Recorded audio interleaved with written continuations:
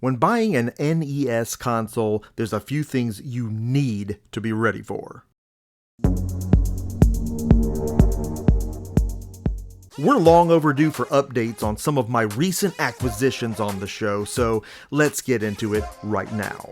Recently, I bought this Nintendo Wii for only $20. Now, it didn't include Wiimotes, but with a bag full of other parts and nunchucks, it was still a deal I could make sense of. And it included a sleeved copy of Wii Sports, which further ensures my investment since this game is still bringing upwards of $20 in the market. Unfortunately, upon testing this console, I found that it would play games, but it would freeze on a black screen in between menu selections. Not something I've ever seen Wii consoles do before. So this console will have to be sold for parts, but at least this deal was still worth it given what it included. Now I want to look at this disc-only copy of Silent Hill 3. It was sold to me as working for $25, but it was scratched up enough to cause me some serious concern. And that concern was well-founded, because this game does not work. It boots up and it starts, but once into the game, it freezes on different loading screens. And resurfacing this disc with the JFJ resurfacer did not fix the problem. I'll be taking this disc to be industrial grade resurfaced at the Video Game Trader, where I had some GameCube games repaired not long ago. With a $5 charge and about $10 of gas burned, my total investment on this disc is now $40.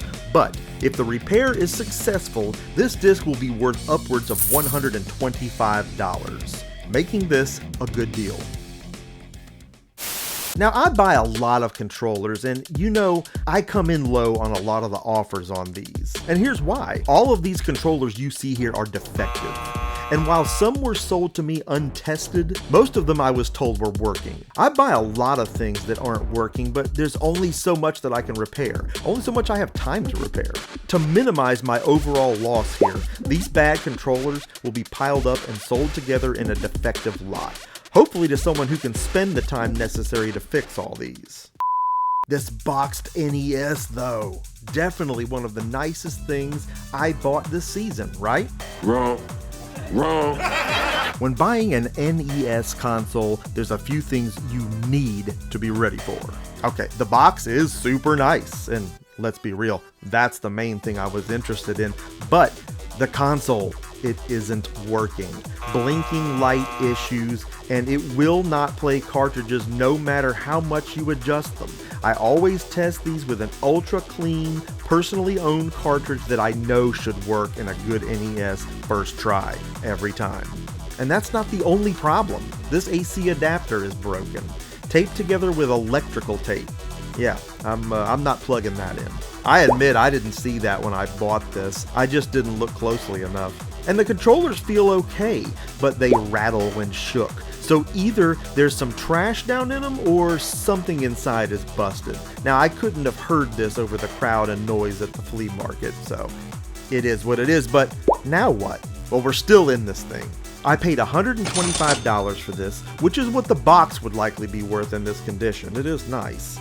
I have this console and another console bought at last year's SFGE, and a third one that I don't even remember where it came from. They told me theirs didn't work, so I got this thing for $20. These consoles need new 72-pin connectors, which cost me right at $10 a piece. I also need to disable the lockout chip to make the blinking stop. So now I do the surgery and hopefully it's successful. If everything goes right, I'm going to end up with 3 nice NES bundles here, the boxed one to keep, and 2 other ones that I can either trade or sell.